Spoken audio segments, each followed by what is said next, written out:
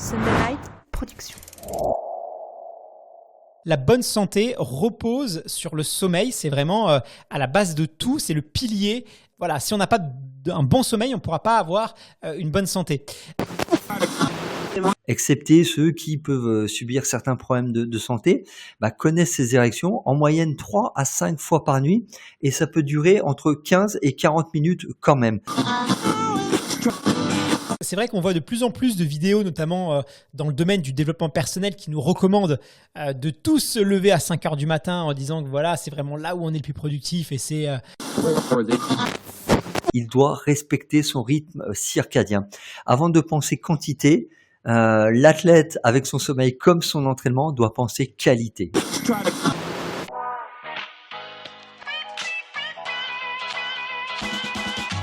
Bienvenue sur le podcast Dans la tête d'un coureur, l'émission de toutes celles et ceux qui aiment courir. Trail, route, piste ou encore triathlon, chaque lundi, venez améliorer vos connaissances sur l'entraînement, l'alimentation et la préparation mentale du coureur tout en vous amusant. Bonne écoute!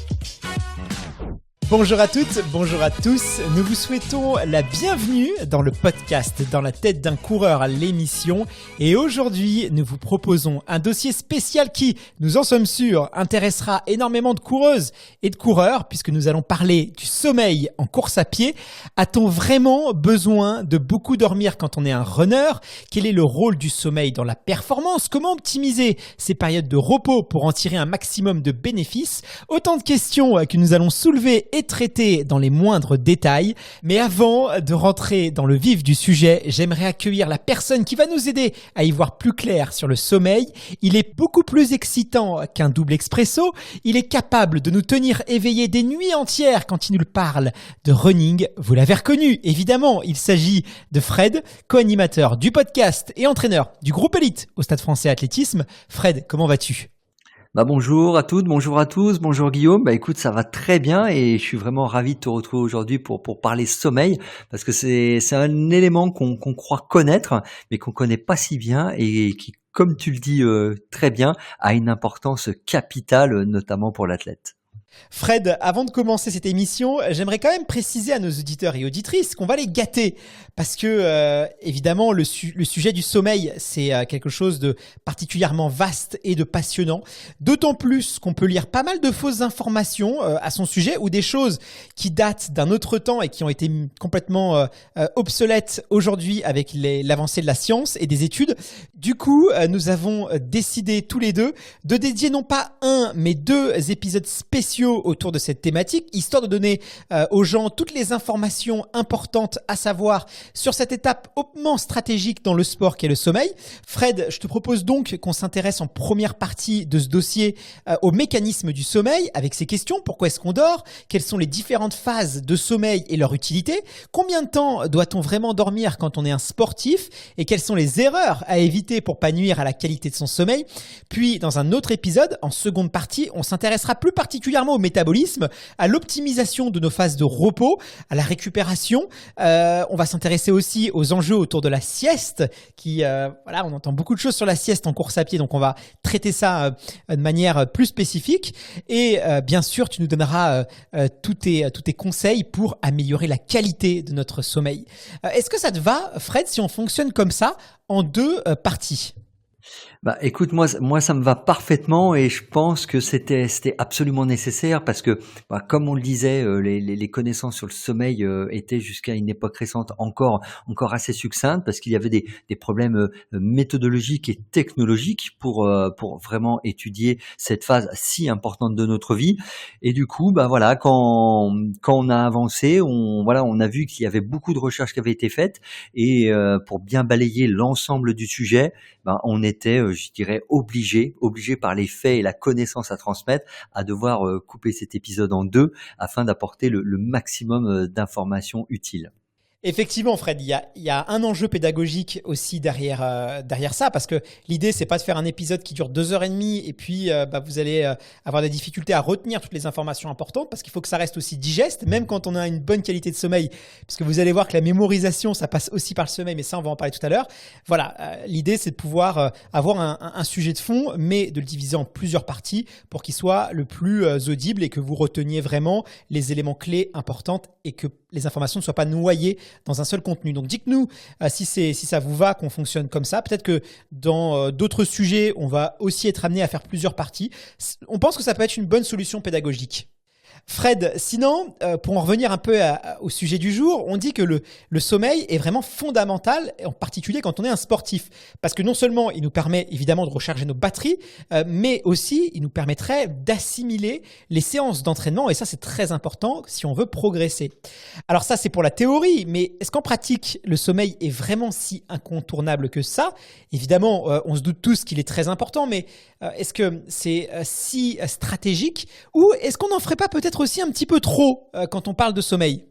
Alors absolument pas. On en fait jamais trop, si je peux dire, mon cher Guillaume, autour du repos. Déjà, il faut bien avoir conscience que le sommeil est un état dans lequel nous passons environ un tiers de notre vie, ce qui est quand même considérable.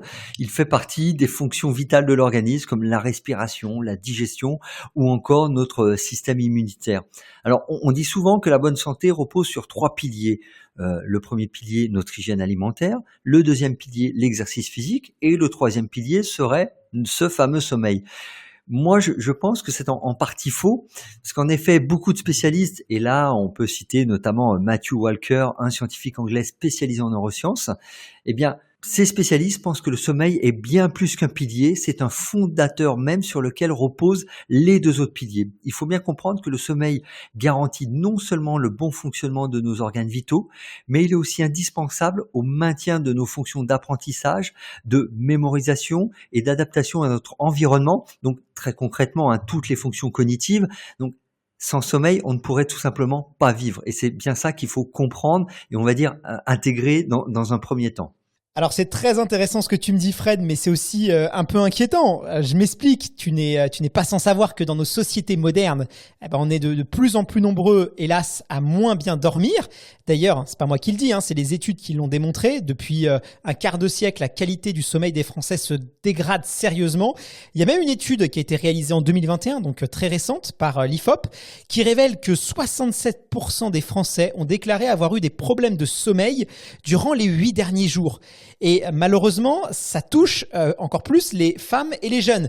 Les femmes, elles sont plus affectées que les hommes. 71% d'entre elles en faisaient état contre 60% des hommes. Et c'est un phénomène qui s'accentue avec les années. Il faut savoir qu'en 1995, seulement 51% des femmes et 36% des hommes disaient souffrir du trouble du sommeil. Et on voit qu'en 25 ans à peine, la situation a s'est dégradée pour atteindre les 67% des Français. Donc voilà, il y a de quoi quand même s'inquiéter sur le sommeil si c'est si important que ça, parce que malheureusement, ça va plutôt en se dégradant qu'en s'améliorant. Alors effectivement, Guillaume, et si notre sommeil s'est dégradé depuis la fin des années 90, c'est évidemment pas un hasard. Ça correspond aussi à la digitalisation de nos sociétés. Aujourd'hui, tout va de plus en plus vite, on le vit au quotidien, nos sociétés sont de plus en plus compétitrices, à la recherche de la productivité constante et permanente, et ça génère chez nous du stress et de la pression. Et cette période correspond aussi à l'apparition des écrans, notamment au lit, qu'il s'agisse des smartphones, des tablettes ou de la télévision. Les écrans jouent un rôle non négligeable dans la dégradation de la qualité de notre sommeil, mais ça, on y reviendra un peu plus tard dans notre échange. Effectivement, et d'ailleurs si on met en parallèle la courbe de notre utilisation des écrans avec celle de la dégradation de notre sommeil, c'est flagrant, il y a vraiment des conséquences à ça, malheureusement.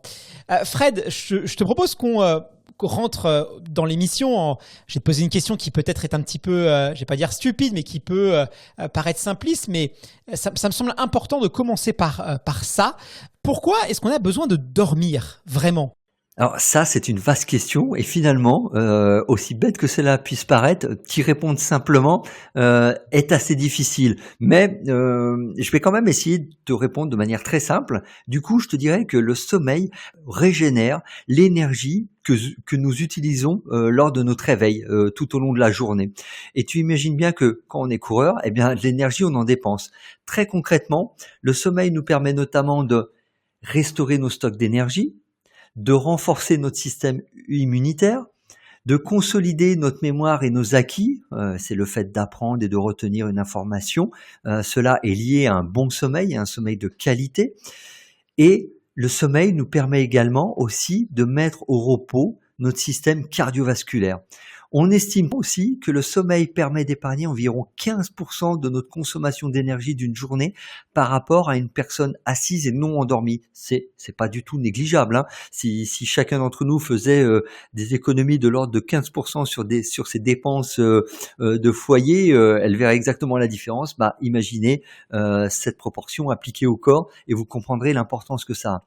Et ce n'est pas tout. Les études ont révélé que le sommeil nous permet aussi de prolonger notre durée de vie, de renforcer notre mémoire et notre créativité. J'en parlais, c'est tout ce qui relève des fonctions dites cognitives, de nous rendre plus lumineux, d'éviter la prise de masse grasse, le grignotage. Et il nous aide aussi à lutter contre le cancer, la démence et les maladies saisonnières. Et en plus de tout ça, parce que tu vois, c'est déjà beaucoup, mais c'était finalement pas suffisant, et cela vraiment t'indique l'importance du sommeil, eh bien en plus de tout ça, le sommeil diminuerait les risques de faire une crise cardiaque ou un accident vasculaire cérébral. Et donc, tu vois, pour toutes ces raisons qui sont vraiment diverses les unes des autres et très nombreuses, le sommeil est essentiel. Et d'ailleurs, toutes les espèces dorment, y compris les insectes ou les poissons. Alors Fred, quand on t'écoute, on s'aperçoit que le sommeil, c'est un peu la pilule, le médicament miracle. Ça revient à ce que tu disais tout à l'heure, c'est que la bonne santé repose sur le sommeil. C'est vraiment à la base de tout, c'est le pilier. Voilà, si on n'a pas un bon sommeil, on ne pourra pas avoir une bonne santé. Mais concrètement, on parle de quoi quand on parle de sommeil? Par exemple, est-ce qu'il faut absolument rester couché ou il faut vraiment dormir pour pouvoir récupérer? On parle aussi beaucoup des cycles de sommeil, ces fameux cycles. Mais ça veut dire quoi? Parce que c'est des mots qu'on entend beaucoup, mais personne ne nous explique réellement ce que ça veut dire. Alors c'est vrai, Guillaume, qu'on entend souvent parler de cycle de sommeil ou encore d'horloge interne. Et je vais tenter d'expliquer tout ça de manière compréhensible par toutes et tous. Alors déjà, pour répondre à ta première question, être simplement allongé au repos est déjà très bénéfique pour notre corps. En effet, l'immobilité peut nous permettre de récupérer de la fatigue physique. C'est pour ça que même si on n'arrive pas à trouver le sommeil, par exemple la veille d'un marathon, on a tous connu ça, être simplement au lit couché, c'est déjà une forme de sommeil, une forme de régénération, de récupération. Évidemment, à condition de ne pas être sur son téléphone ou sur sa tablette toute la nuit, hein. Ça, faut aussi bien mettre l'alerte. Il faut bien comprendre que le sommeil n'est sans doute pas nécessaire à toutes les formes de récupération, même s'il l'est pour la récupération cérébrale notamment.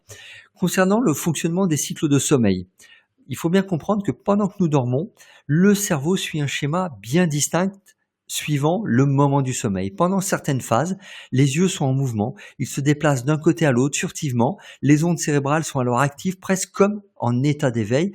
Puis, dans d'autres phases, les yeux se calment, s'immobilisent, et là, les ondes cérébrales, je ne veux pas dire que c'est le calme plat, parce que ça, c'est la mort cérébrale, mais en tout cas, sont au ralenti. Alors justement, tu nous parles de cycles, de phases de sommeil. On parle aussi souvent de sommeil léger, de sommeil profond, de sommeil paradoxal. Alors c'est bien beau, mais est-ce que tu peux nous expliquer très concrètement, comme tu dirais, les mécanismes derrière tout ça ? Très concrètement, comme je le dirais très justement, il existe deux types de sommeil.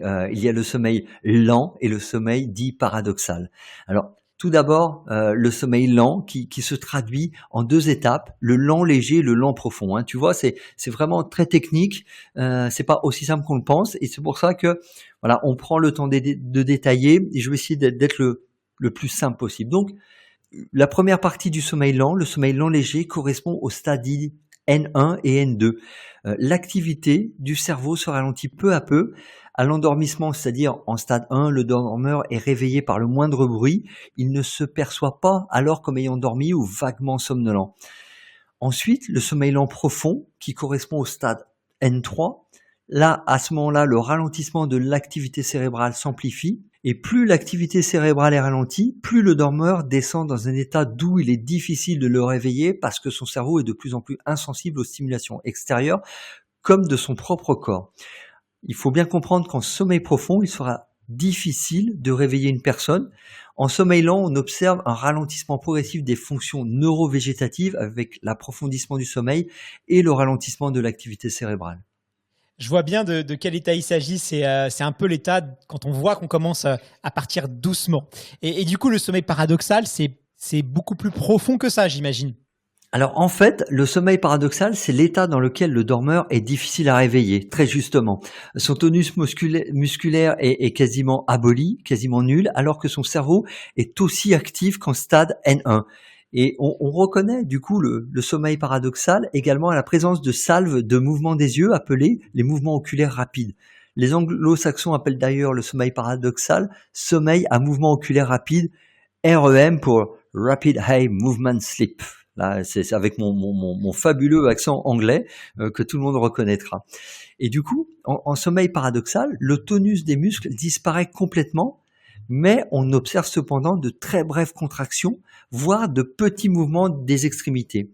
L'homme présente des érections péniennes et la femme des érections clitoridiennes avec un afflux de sang au niveau vaginal. Alors ça peut faire sourire, mais tous les hommes, excepté ceux qui peuvent subir certains problèmes de santé, connaissent ces érections en moyenne 3 à 5 fois par nuit et ça peut durer entre 15 et 40 minutes quand même. Et ça, tout simplement parce que notre système nerveux parasympathique prend le dessus sur le système nerveux sympathique et ceci a pour effet de stopper la libération de noradrénaline et permet la libération de testostérone. Et du coup, ce changement d'équilibre entraîne la réponse nerveuse parasympathique de manière spontanée et cela entraîne l'érection. Donc, si ça vous arrive, c'est plutôt que vous avez un sommeil qui répond à la normalité et ne vous en inquiétez évidemment pas. Au niveau des fonctions neurovégétatives, tout se passe comme si la régulation homéostatique, chargée de maintenir la stabilité des grandes fonctions de l'organisme, fonctionnait mal. On observe donc une grande instabilité du pouls, de la pression artérielle et de la respiration. Alors, on n'imagine pas, Fred, tout ce qui peut se passer dans notre corps quand on dort. Effectivement, Guillaume, là on vient de le voir. Mais en résumé, lorsque tu t'endors, tu traverses un état de sommeil léger, intermédiaire, entre l'éveil et le sommeil pendant quelques minutes. Certains appellent ça la somnolence, le stade 1, puis ton sommeil s'approfondit en stade N2, et tu es alors réellement endormi. Et si on te réveille au bout de quelques minutes, là tu auras conscience d'avoir dormi. Puis après quelques dizaines de minutes de stade N2, le sommeil s'approfondit encore, c'est le sommeil lent profond, c'est le stade N3, tu es alors profondément endormi. Puis le sommeil profond s'interrompt, le sommeil léger réapparaît avant de faire place au premier épisode de sommeil dit paradoxal qui intervient en moyenne après 1h30 de sommeil environ et ce premier épisode ne dure que quelques minutes. Le sommeil lent léger, puis le sommeil lent profond, puis sommeil paradoxal, tu as accompli ton premier cycle de sommeil qui dure environ 90 minutes. Et il faut comprendre que ta nuit de sommeil sera composée d'une succession de 3 à 5 cycles complets tels que je viens de les présenter et qu'il est important d'aller au bout de chaque cycle pour bien récupérer. D'accord, donc si j'ai bien compris, et si on veut parler avec une image, une représentation, le sommeil, c'est pas forcément une symphonie qui va durer 8 heures, avec un début, un milieu et une fin. C'est plutôt une musique, une symphonie qu'on va se répéter 3-5 fois durant la nuit, mais qui est indépendante. On va mettre un peu la musique en repeat. Entre les pistes, on va peut-être se réveiller, même si on n'a pas conscience, et on va relancer à chaque fois la musique. Voilà, si j'ai bien compris, hein. C'est exactement ça, mais il faut bien comprendre qu'au fur et à mesure que la nuit avance, la composition de ces cycles va évoluer. Le sommeil lent profond est très important en début de nuit et au fur et à mesure que la nuit avance, il se fait de plus en plus rare et disparaît complètement au petit matin. À l'inverse, le sommeil paradoxal qui est bref en début de nuit va occuper une place croissante dans chaque cycle de sommeil au fil de ta nuit. Et quel que soit le stade de sommeil, tu te réveilleras plusieurs fois pour une brève durée sans que tu t'en souviennes d'ailleurs au réveil. C'est passionnant, Fred. Merci pour tes explications. Mais du coup, ça pose une question. C'est un peu la question dont tout le monde se pose. On a besoin de dormir combien de temps en durée, vraiment ? Alors ça, c'est vraiment une très bonne question et je pense que tout le monde, coureur et non, se l'est déjà posé en se demandant s'il dormait suffisamment ou trop, s'il était un gros dormeur comme on dit ou un moins gros dormeur. En fait, on vient de voir que pendant le cycle de sommeil, notre cerveau suit jusqu'à 5 phases presque identiques de 90 minutes de sommeil. Ce qui veut dire, si on est un peu bon en maths ou qu'on s'amuse à faire le calcul, que concrètement, si nous allons au bout de ces 5 cycles, nous avons besoin de 7h30 de sommeil que nous arrondissons classiquement à 8 heures pour être sûr que le sommeil soit complet. D'accord, donc cette recommandation des 8 heures de sommeil qu'on entend un peu partout, c'est en fait tout simplement une addition toute bête des 5 cycles de 90 minutes, la fameuse symphonie de 90 minutes qu'on va répéter 5 fois pour avoir un sommeil complet. Et donc, ça fait 7h30 et on a rajouté une petite marge de sécurité d'une demi-heure au cas où. Voilà, ça va pas chercher plus loin que ça. Exactement, c'est la durée maximale préconisée pour une récupération optimale, on va dire, en respect de la succession des différents cycles qui durent environ 1h30. Mais attention Guillaume, là je tiens à préciser quelque chose. Il faut comprendre qu'il s'agit d'une notion qui est individuelle et qui est aussi individuelle que la quantité de nourriture dont chacun a besoin. Donc même si la durée de moyenne de sommeil d'un adulte est de 8 heures, certains petits dormeurs, comme on dira, se contenteront de 6 heures de sommeil et ils se porteront très bien. Alors que les gros dormeurs, dont moi, à titre personnel, je peux faire partie, ont besoin de 9 à 10 heures de sommeil pour se sentir reposés. Et ces différences sont liées à des aspects génétiques notamment, mais pas que. Et il est donc impossible d'édicter une norme. Chacun doit déterminer ses besoins de sommeil en fonction de ses propres réactions à l'allongement ou à la réduction de son temps de sommeil, car trop dormir, c'est ce qu'on appelle l'hypersomnie, peut aussi être assez néfaste pour notre santé. Ouais, je comprends, c'est ce que tu dis, c'est un peu comme les calories, c'est-à-dire que voilà, c'est comme si on disait aux gens c'est 2500 calories, sauf que voilà, si vous êtes une femme, si vous êtes un homme, ça va différer en fonction de votre taille, en fonction de vos dépenses énergétiques, tout ça c'est finalement très personnel. Et si on a besoin de peu de sommeil, parce que génétiquement on a été codé comme ça, faut pas qu'on se prenne plus la tête, voilà, c'est juste qu'on est un petit dormeur. Et si on a besoin de 9h30 de sommeil, c'est aussi nos spécificités individuelles. Donc cette recommandation des 8 heures, elle est très très générique. Moi c'est ce que je retiens en tout cas. Mais la question qu'on peut se poser, Fred, c'est comment est-ce qu'on fait pour savoir si on est un petit ou un grand dormeur ? Alors là, malheureusement, c'est pas si simple que ça à déterminer. La durée idéale d'une nuit est celle qui, évidemment, te permet de te sentir reposé et d'avoir suffisamment d'énergie pour encaisser ta journée et pour les coureurs et les coureuses, d'encaisser tes entraînements sans te sentir épuisé le soir. Mais le souci, c'est que la plupart du temps, nous ignorons quand nous manquons de sommeil. Une personne enchaînant des petites nuits de sommeil peut croire qu'il est en pleine forme. Or, il s'est juste habitué à son état de fatigue, mais il a en réalité des réflexes et une concentration bien moindre que son vrai potentiel. Alors, heureusement, il y a des signes qui peuvent vous alerter et que vous devez être en mesure d'interpréter. Et ces différents signes peuvent être, de une, la baisse de la perception sensorielle, 2, la limitation du champ visuel latéral durant votre journée, 3, le ralentissement du temps de réaction motrice, 4, les difficultés de concentration ou le manque d'attention, 5, les troubles de l'humeur et l'irritabilité. Alors ce sont des éléments qui peuvent vous indiquer si vous êtes en manque de sommeil ou non. Sinon, un bon moyen de juger de la qualité de votre sommeil est votre réveil au petit matin. Normalement, vous ne devez presque pas avoir besoin de réveil, c'est-à-dire de réveil qui sonne pour vous sortir de votre nuit. Il doit presque être naturel. Pareil, vous ne devez pas vous sentir dans un autre monde, comme si vous revenez de l'au-delà. Si c'est le cas, vous devez envisager la possibilité de vous réveiller plus tard ou peut-être de vous coucher plus tôt. C'est vrai que le matin, c'est souvent révélateur. Si on se réveille complètement déphasé, c'est que il peut y avoir un problème. Mais si on se réveille un petit peu comme une belle petite fleur au printemps, c'est que tout peut aller très bien. La question qu'on peut se poser, Fred, c'est quand on est un coureur ou une coureuse à pied, est-ce qu'on a besoin d'augmenter sa quantité de sommeil? Et si oui, dans quelle mesure? Alors là, c'est effectivement une question très importante et très légitime qu'il faut, je dirais, absolument se poser. Malheureusement, on manque encore d'études à l'heure actuelle, même si depuis une quinzaine d'années, la recherche se concentre de plus en plus sur la récupération et plus seulement sur la charge d'entraînement. Cependant, on peut citer une étude de 2012 qui a comparé les habitudes de sommeil de 47 athlètes olympiques et celles d'un groupe témoin composé de personnes du même âge et du même sexe mais ne pratiquant aucun sport. Le groupe des athlètes a passé un total de 8 heures et 36 minutes au lit contre 8 heures et 7 minutes pour le groupe témoin. Et donc concrètement, avec cette étude, on ne peut pas dire que la différence soit très significative, à peine 30 minutes.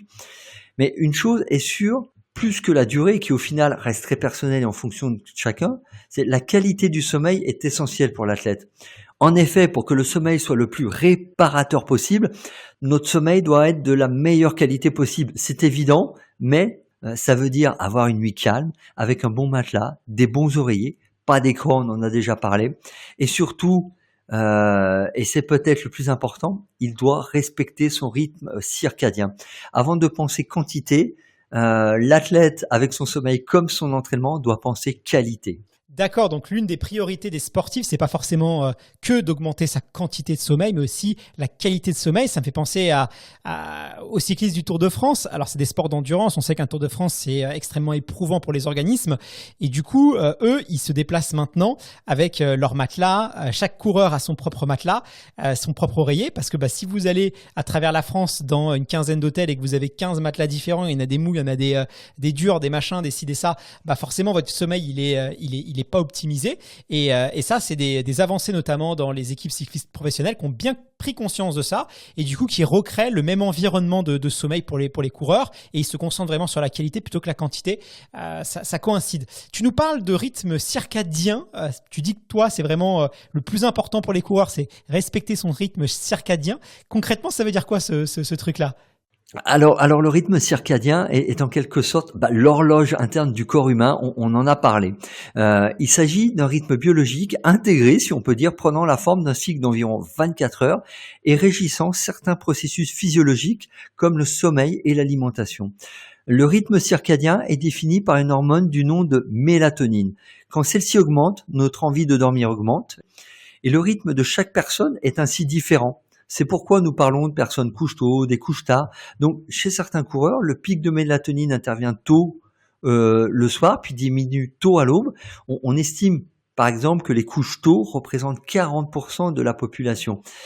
Mais attention, il faut bien comprendre que la mélatonine n'a aucune influence sur le sommeil, elle ne fait que le lancer. En d'autres termes, la mélatonine ne participe pas au sommeil même, elle le déclare tout simplement. En ce qui concerne les couches tard, qui représentent environ 30% de la population, eux, ils aiment se coucher tard et se lever tard. Les 30 derniers pourcents, sont entre les deux, ils sont ni couche tôt, ni couche tard, et pourraient constituer une sorte de ligne médiane.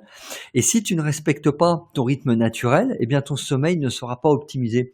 Si par exemple un athlète est un couche-tard et qu'il se couche à 21 heures, il y a de grandes chances qu'à 5 heures du matin, son cortex préfrontal ne fonctionne pas correctement, un peu comme un moteur à froid, et ça est très concrètement dû à son code génétique, donc à son ADN. C'est hyper intéressant ce que tu nous dis, Fred, parce que c'est vrai qu'on voit de plus en plus de vidéos, notamment dans le domaine du développement personnel, qui nous recommandent de tous se lever à 5 heures du matin en disant que voilà, c'est vraiment là où on est le plus productif, et c'est comme ça que les journées doivent commencer. Et puis on se rend compte que si notre horloge interne elle est plus du soir, on est un couche-tard et un lève-tard, se lever le matin très tôt, on ne sera pas forcément en pleine possession de nos capacités intellectuelles. Donc voilà, c'est chacun a son rythme, il ne faut pas essayer d'uniformiser les choses, et c'est assez logique parce que si on revient dans l'échelle de l'évolution humaine, il y a 300 000 ans, l'Homo sapiens était un être social. Donc, il y avait des personnes dans le village qui devaient chasser très tôt le matin, d'autres qui devaient protéger le village des prédateurs le soir.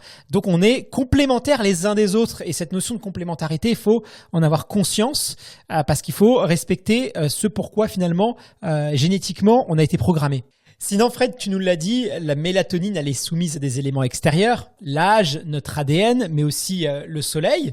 C'est pas la mélatonine qui joue un rôle dans le sommeil, mais dans notre endormissement. Et c'est pour ça que dès que la mélatonine commence à apparaître, si par exemple vers 22 heures, vous commencez à vous sentir fatigué, c'est le moment d'aller se coucher. Il faut respecter votre cycle naturel et pas vous forcer à rester éveillé. Fred, si toutefois on respecte pas son horloge interne, si par exemple on est un lève-tôt et qu'on doit travailler de nuit parce que on a des fonctions professionnelles qui nous obligent à le faire, qu'est-ce qui se passe si on réduit notre temps de sommeil par rapport à nos besoins, si tout simplement on ne dort pas assez?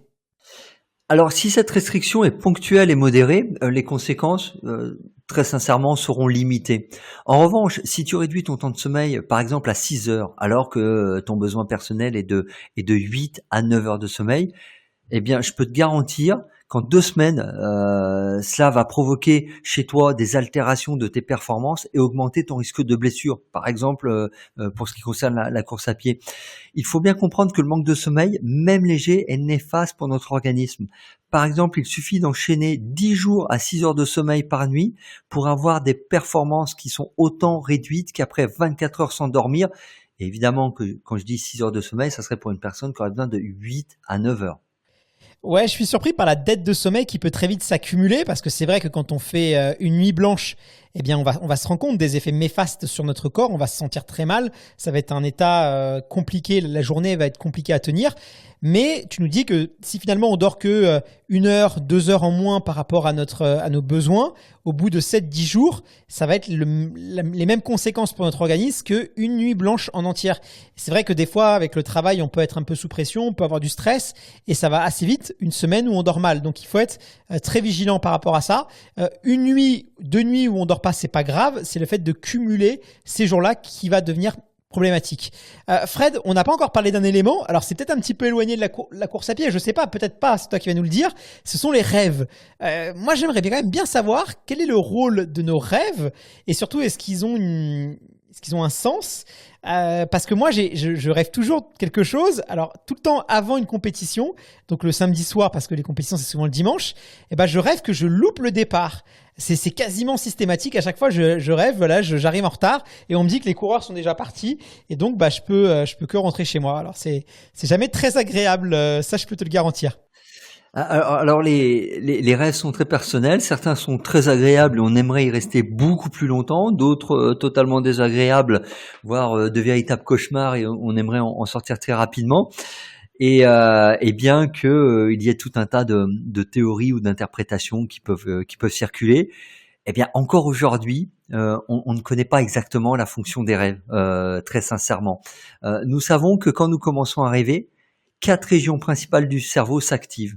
La première région, c'est la région visuospatiale qui est située à l'arrière du cerveau et qui est à l'origine de la perception visuelle complexe. La deuxième région qui s'active est le cortex moteur qui est à l'origine du mouvement. La troisième région est l'hippocampe et celle à côté qui préserve notre mémoire autobiographique. Et la quatrième région qui s'active est celle des centres émotionnels profonds du cerveau, l'amygdale et le cortex singulaire. Alors, la théorie de Freud en 1899 voulait que les rêves, en fait, exprimaient des désirs refoulés de la journée ou des journées passées et qui n'ont pas été assouvis. Mais ça, c'était une lecture psychanalytique du rêve et plusieurs études, notamment de l'université d'Harvard, ont démontré que c'était faux. Et au final, les cliniciens du sommeil accordent peu de valeur au contenu des rêves qu'ils considèrent comme des résidus sans cohérence ou des contenus de la mémoire mis à jour au hasard par les processus qui s'effectuent au cours de l'état de sommeil. Moi, mon avis, certains aussi avancent la théorie que les rêves font partie des processus d'apprentissage pour un certain nombre, notamment d'apprentissage cognitif et moteur, mais il y a encore tellement de débats et de discorde sur ce point-là qu'on peut pas dire que un tel a raison. Et du coup, à mon avis, il faut prendre les rêves déjà comme ils viennent et avec beaucoup de bienveillance et beaucoup de recul. Et voilà, certains expriment peut-être des peurs qu'on a, comme tu l'exprimais, louper son départ, ou d'autres, ça va être courir au ralenti, ne pas arriver à aller vite, enfin tout un tas de choses comme ça. Ou à l'inverse, exprimer des attentes, on peut se voir gagner une course internationale, ça peut être divers et varié. Il faut juste les prendre tels qu'ils viennent, avec, comme je le disais, énormément de bienveillance et ne pas forcément essayer à chaque fois d'en tirer énormément d'enseignements. Parce que de toute façon, on n'a pas encore les clés actuelles qui nous permettent d'en retirer le plein enseignement. Bon, écoute, je vais pas plus m'interroger que ça sur mes rêves, mais c'est vrai que quand je me réveille, je suis un petit peu paniqué. Je me dis, mais est-ce que j'ai loupé le départ ou pas? Tu sais, des fois, tu sais pas si c'est un rêve ou si c'est quelque chose que tu as vraiment vécu. Et voilà, ça peut des fois être un petit peu perturbant, mais je vais pas essayer d'intellectualiser plus ça que ça. Et puis, je vais continuer à bien m'organiser pour arriver tout le temps à l'heure sur ma ligne de départ. Fred, on entend souvent que notre sommeil évolue avec notre âge. Alors, est-ce que c'est vrai? Toi, par exemple, est-ce que tu dors toujours autant, Fred? Alors je dors de plus en plus.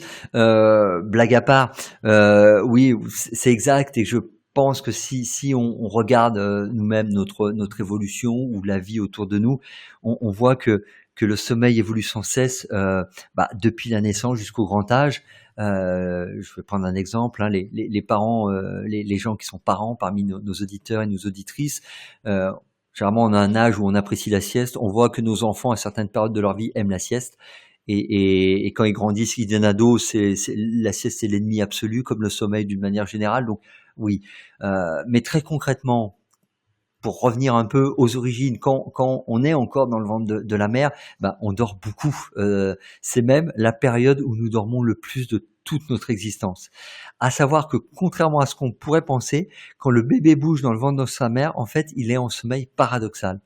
Ensuite, le nouveau-né dort environ 16 à 18 heures par jour. Alors, toutes celles et tous ceux qui sont réveillés la nuit par les biberons à donner ont peut-être pas ce sentiment que l'enfant dort autant, mais souvent il dort beaucoup plus la journée. Voilà, c'est ainsi fait. Peut-être pas très bien fait, mais c'est ainsi fait.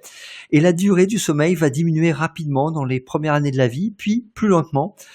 Et à la puberté, le besoin de sommeil est en moyenne, ça reste que des moyennes, donc à prendre avec pincette, est de 9 à 10 heures. L'adulte dort quant à lui entre 7h30 à 8 heures en moyenne, on en a déjà parlé. Les personnes de 40 ans et plus ont autant besoin de sommeil que les jeunes adultes, donc on n'est pas encore dans un état où on aurait besoin de 15 heures de sommeil, heureusement pour moi, je dirais, parce que comme ça me laisse assez de temps dans la journée. Mais pourtant, ces personnes, donc les personnes de 40 ans, dorment en général beaucoup moins que les jeunes adultes, et cela est dû au fait que le cerveau s'atrophie de façon inégale. Et malheureusement, cela augmente aussi les risques de maladies, dont la maladie d'Alzheimer. D'ailleurs, de plus en plus d'études semblent démontrer que les problèmes de santé des personnes âgées peuvent être liés à un manque de sommeil. Ça renforce l'importance qu'on doit accorder à cette partie de notre vie au final. Et avec l'âge, la profondeur du sommeil diminue aussi de manière constante. Si l'enfant fait 30% de sommeil profond à 10 ans, à l'âge adulte, la moyenne de sommeil profond est de 20%. Et à 80 ans, il est assez exceptionnel de faire encore un sommeil dit lent et profond.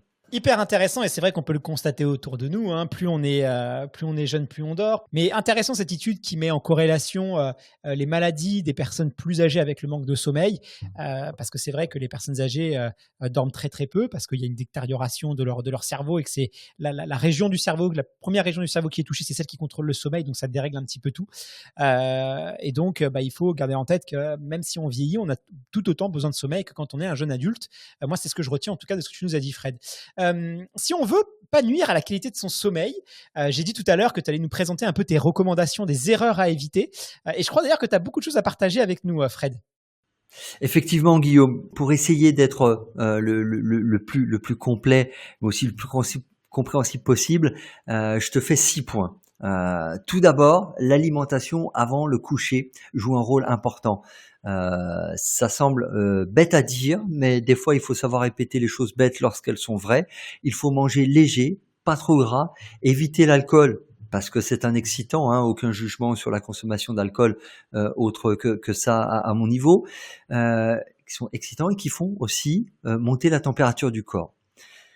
Le deuxième recommandation, c'est baisser la température de la pièce à 18 degrés. C'est pour ça qu'on vous conseille souvent si vous avez du chauffage, laissez tourner le chauffage évidemment l'hiver lorsque besoin la journée, et couper ou diminuer fortement les radiateurs la nuit. C'est pour ça d'ailleurs que l'été, quand il fait chaud, on a beaucoup de mal à dormir, tout simplement parce que la thermorégulation, ça demande énormément d'énergie à notre corps. Et donc, il doit se concentrer sur ça plutôt que s'activer sur le processus d'endormissement. En fait, il est occupé à autre chose. Tu parlais tout à l'heure de manger léger. Il faut savoir que la digestion demande aussi énormément d'énergie à notre corps. En fait, les deux choses qui demandent le plus d'énergie à notre corps, c'est thermoréguler et digérer. Si vous mangez un repas riche, eh bien, le processus de digestion va être très coûteux plutôt en énergie pour votre corps. C'est pour ça que vous êtes généralement fatigué après avoir mangé. Et l'été, en plus de digérer, votre corps doit thermoréguler puisqu'il fait chaud à l'extérieur. C'est pour ça que généralement, vous n'avez pas envie de manger des raclettes ou des choses très grasses l'été, mais plutôt des salades, des fruits, des légumes, tout simplement parce que intuitivement, votre corps vous réclame ces produits-là pour pas se fatiguer à digérer en plus de thermoréguler. Donc là, c'est l'hiver, il n'y a pas de problème. Mais si vous nous écoutez dans le futur en été, mangez léger le soir et rafraîchissez votre pièce pour améliorer la qualité de votre sommeil. Effectivement. Et du coup, troisième recommandation, faire baisser son rythme cardiaque. Mais là, je n'en dirai pas plus parce qu'on reviendra dans la deuxième partie de cet épisode aux impacts positifs et négatifs de l'entraînement sur le sommeil. Quatrième recommandation, c'est un peu un poncif, mais évidemment je dois en faire état, c'est éviter les écrans de tablette, les écrans de smartphone et leur lumière bleue pendant 2 heures avant le coucher, parce que concrètement c'est un excitant qui va troubler votre qualité d'endormissement. Cinquième recommandation, se coucher à des heures fixes, même le week-end. Donc, quand on dit se coucher à 2 heures fixes, le corollaire, c'est que finalement, vous allez vous lever à des heures fixes. En fait, il faut que vous ayez un sommeil qui soit le plus régulier possible tout au long de l'année. Alors, ça peut paraître un peu, excusez-moi le terme, plan-plan, mais c'est dans ces conditions qu'on s'accorde la meilleure qualité de sommeil. Et enfin, une sixième recommandation, là, c'est pour trouver le sommeil. Vous pouvez utiliser différentes méthodes. Il y a la méditation, il y a la lecture. Du coup, moi, je préconiserais des lectures agréables que vous aimez évidemment, mais plutôt avec des choses positives, des choses qui vous intéressent. Faire des lectures sur l'état de la crise économique ou la faim dans le monde au coucher, même si c'est très intéressant, essentiel à notre culture générale, c'est peut-être pas la lecture adaptée au soir avant de se coucher. Voilà, par exemple, mais voilà, chacun est libre de ses choix. Et il y a aussi une autre méthode qui peut être assimilée à la méditation, c'est la méthode dite ASMR. Vous savez, c'est ces personnes qui ont fait des vidéos où ils parlent très doucement. Voilà. Alors là, vous aurez dû augmenter très fortement le podcast, mais voilà, ce sont ces méthodes-là qui vous accompagnent d'une manière douce et progressive dans votre sommeil. Ou on peut écouter un podcast parce que en plus, il n'y a pas d'écran dans le podcast. On peut mettre le téléphone dans la table de nuit ou autre part et avoir juste la douce et belle voix de Fred pour s'endormir à vos côtés, si c'est quand même pas un bon argument, ça. Exactement. Après, je sais pas si j'ai une voix suffisamment douce pour accompagner le sommeil, mais si cela vous convient, j'en prendrai grand plaisir, évidemment. On va faire des podcasts d'ASMR avec Dans la tête d'un coureur, Fred. Je suis sûr que tu as essayé déjà, c'était pas mal. Ouais. Je pense qu'on va continuer. Pourquoi pas? Dites-nous dans les commentaires si vous voulez que Fred vous fasse de l'ASMR avant de vous coucher. Ça peut être pas mal pour les sportifs en prépa marathon. Si je peux rendre service, je le ferai avec un grand plaisir, tu le sais bien. Et enfin, je l'ai dit et je le répète, le sportif doit essayer au maximum de se mettre à l'heure avec son horloge biologique interne. Je vais prendre une image, mais il faut vraiment considérer la chose comme ça. Le sommeil, c'est comme un train. Il faut monter sur le quai de la gare quand le train va arriver. Et quand il est passé et que le prochain est prévu pour 1 heure, 1 heure et demie plus tard, ce n'est pas très concrètement la peine d'attendre sur le quai. C'est pour ça qu'il faut respecter son rythme de biologique interne, parce que sinon on tourne dans le lit. Souvent quand on tourne, on s'agace et du coup, on génère une forme d'excitation qui risque de nous faire louper le train ou le marchand de sable suivant qui arrive. Effectivement, Fred, c'est très important et on l'a dit tout à l'heure, c'est la fameuse mélatonine. C'est ce qui va permettre le processus d'endormissement. Et comme tu le dis, si on loupe le train, donc si on sent qu'on commence à fatiguer mais qu'on se force à rester éveillé parce que, je sais pas, on veut voir la fin de son film, eh bien, quand on va aller se coucher, le problème, c'est que le train est passé, il faudra attendre qu'on régénère de la mélatonine. Et ça, c'est quelque chose qu'on a tous forcément constaté au moins une fois dans sa vie. Qui n'a jamais est fatigué à un repas est fatigué à une soirée et se force à rester éveillé et puis il lutte contre le sommeil et puis dès qu'il arrive dans son lit, il a plus envie de dormir tout simplement parce que la mélatonine elle est passée. Donc voilà, dès qu'on sent qu'on commence à fatiguer, qu'on commence à s'endormir, on file au lit, se coucher, peu importe ce qu'on fait et vous allez voir que votre processus d'endormissement va être beaucoup simplifié, vous allez vous faciliter la vie et beaucoup mieux dormir. Fred, ça a été un épisode hyper intéressant, très riche. Avant de passer au vrai du faux, quels sont selon toi les éléments clés à retenir et la synthèse de notre échange?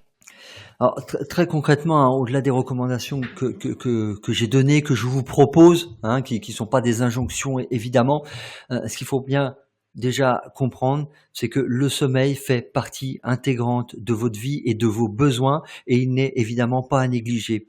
Le deuxième élément, c'est que le sommeil est très personnel, donc ne vous laissez pas influencer, voire culpabiliser par vous-même ou l'environnement, parce que vous êtes un gros dormeur ou un petit dormeur, parce que vous êtes un couche-tôt ou un couche-tard.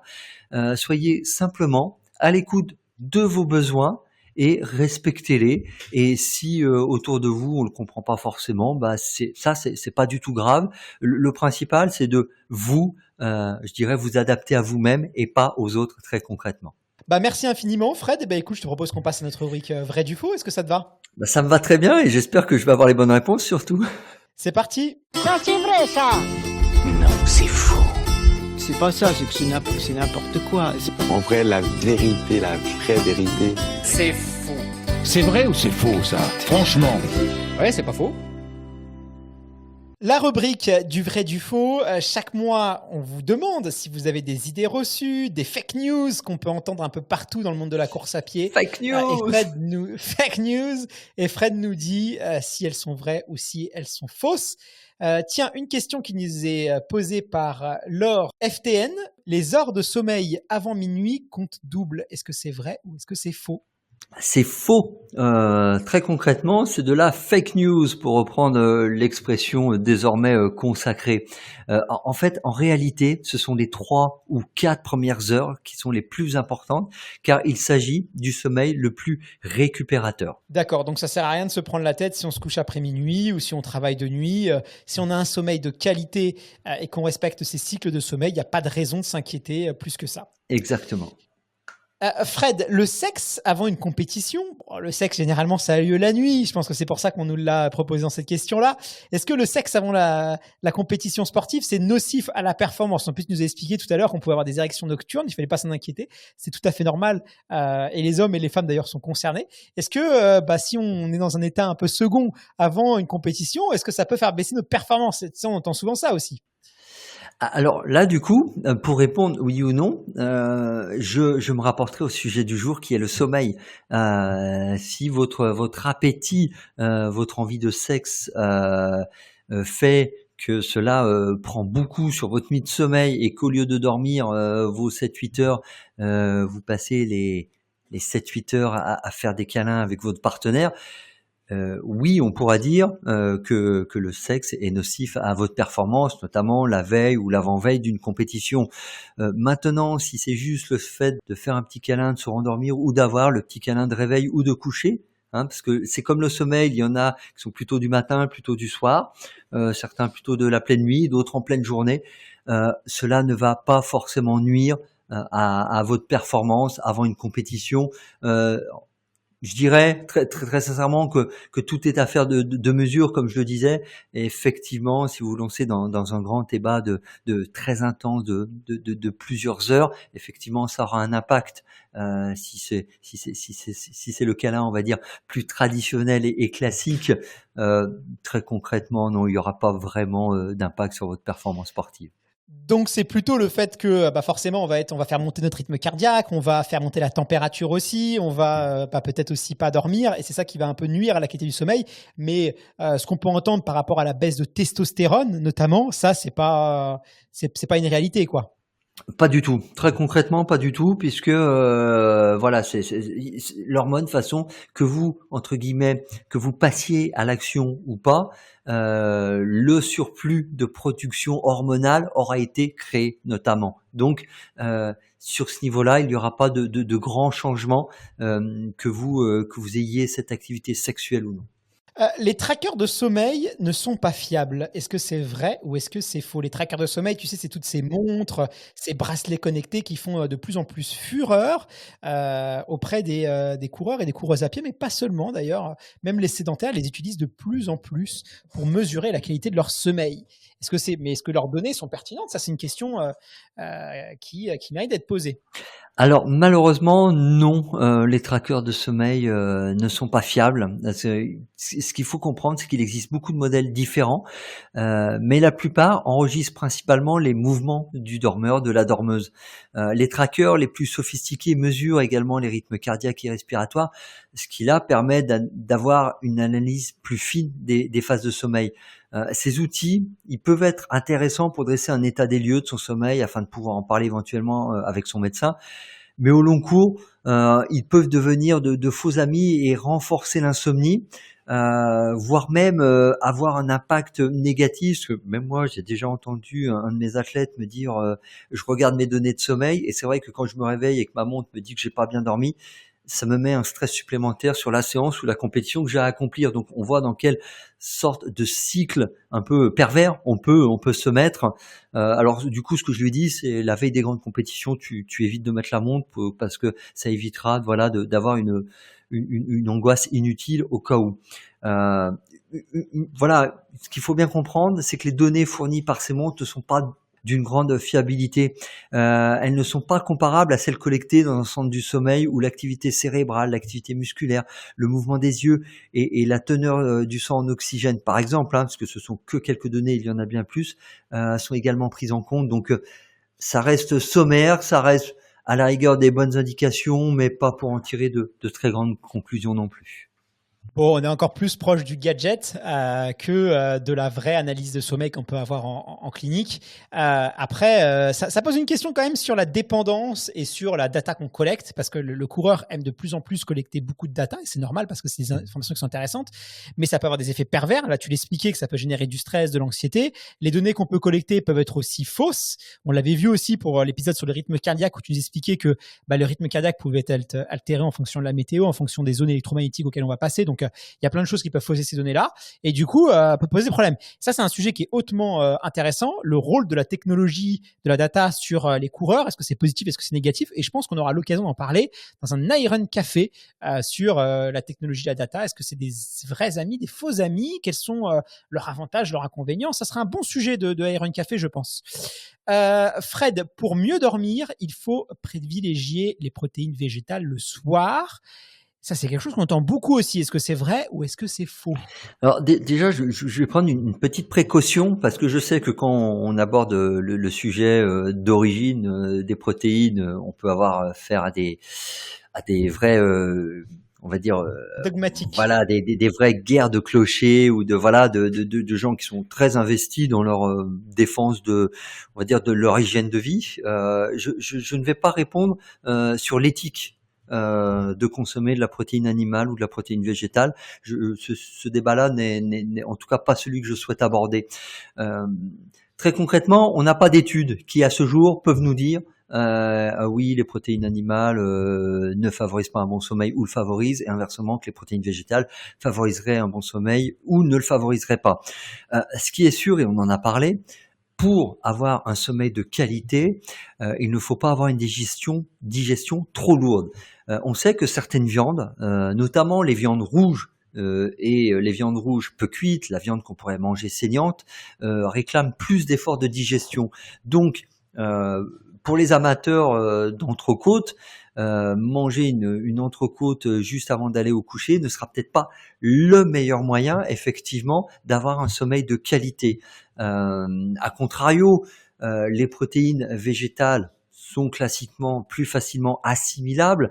Donc, dans ce sens-là, on pourrait dire que oui, elles permettent de privilégier un sommeil de meilleure qualité. Mais si on prend des viandes blanches ou certains poissons, les poissons non gras qui se digèrent facilement, prendre ce type de protéines animales n'aura pas d'impact négatif sur votre sommeil. Donc voilà, je pense que vous avez bien compris l'idée, c'est privilégier des aliments qui vont faciliter votre travail digestif le soir et ne, entre guillemets, c'est pas qu'entre guillemets parce que c'est au propre comme figuré, ne pas alourdir votre sommeil tout simplement en dehors de toute considération éthique évidemment. On l'a vu, on l'a dit tout à l'heure, la digestion, c'est quelque chose qui est très énergivore pour notre corps. Donc forcément, si on voilà, quand on mange de la viande, on brûle des calories. Hein. C'est pour ça qu'il y a certains régimes, notamment les régimes Dukan, tu te souviens de ces folies,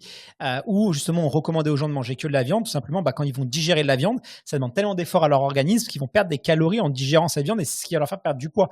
Voilà. Après, avec tous les problèmes de santé que ça pouvait avoir, si on mange que des protéines, évidemment, c'est un régime qui est passé de mode, mais c'était un peu le principe parce que simplement ça vous demande de l'énergie. Et parallèlement, manger des crudités demande aussi plus d'efforts digestifs à l'organisme est plus irritant pour les intestins et donc peut aussi, de manière paradoxale, hein, parce qu'on va vous dire manger des crudités finalement c'est léger, peut chez certaines personnes qui peuvent aussi être plus sensibles perturber le sommeil. Donc voilà, il faut la bonne dose et on l'a dit, le sommeil c'est quelque chose d'individuel, tant dans la durée, la qualité, mais aussi la manière d'y rentrer de manière optimale. C'est pour ça que moi, ce que je peux recommander à nos auditeurs et auditrices, c'est d'essayer, faites le test pendant une quinzaine de jours. Voilà, le soir, vous enlevez les protéines d'origine issues de la chair animale et vous regardez, voilà, comment vous vous sentez ensuite, est-ce que vous dormez mieux, est-ce que vous dormez pas mieux. Ne faites pas forcément sans prépa marathon, mais quand vous êtes hors prépa marathon, qu'il n'y a pas beaucoup d'enjeux, vous pouvez vous permettre de faire ces petits tests-là. Moi, je l'ai fait et c'est vrai que j'avais expérimenté, souviens-toi, pour 93 jours et c'est vrai que j'ai vu que mon sommeil était quand même de meilleure qualité. En tout cas, c'est l'impression que j'ai eue. Ça reste très arbitraire, hein, parce que j'ai pas de données scientifiques pour ça, c'est que du ressenti, c'est que du feedback, mais j'ai l'impression de mieux me sentir. En revanche, j'ai dû me coucher un peu plus tôt parce que tu digères plus vite aussi les légumes, et donc j'avais faim. En fait, je me réveillais la nuit, et je pouvais avoir faim. Donc en fait, il fallait que je me couche un peu plus tôt, que je me réveille un peu plus tôt. Mais du coup, ça allait aussi dans mon sens de mon horloge biologique. Et moi, je suis quelqu'un qui a pas besoin de beaucoup dormir, qui est assez un lève-tôt. Donc voilà, ça correspondait bien avec un tout, avec un ensemble. Donc c'est pour ça, il faut aussi que ça corresponde avec votre voilà. Si vous êtes un gros dormeur, vous allez peut-être pouvoir avoir faim si vous mangez que de la protéine issue et végétale. Donc tout ça, encore une fois, c'est très personnel. On se méfie des conseils qui sont donnés très généralistes, qui seraient valables pour tout le monde. C'est rarement le cas et faites des essais pour voir comment vous vous sentez. Écoute Fred, c'est un épisode passionnant. J'ai hâte d'écouter la deuxième partie qui sera plus axée sur le sport, la performance, la récupération. Mais c'était un très bon épisode introductif. J'ai appris énormément de choses et j'espère que pour nos auditeurs, ce sera la même chose. Donc, écoute, rendez-vous dès lundi prochain, j'ai envie de te dire. Rendez-vous à lundi prochain pour en savoir plus sur cet élément si important dont on nous rabâche globalement les oreilles, mais sans vraiment en comprendre les tenants et les aboutissants. À très vite, Fred. Salut. Salut.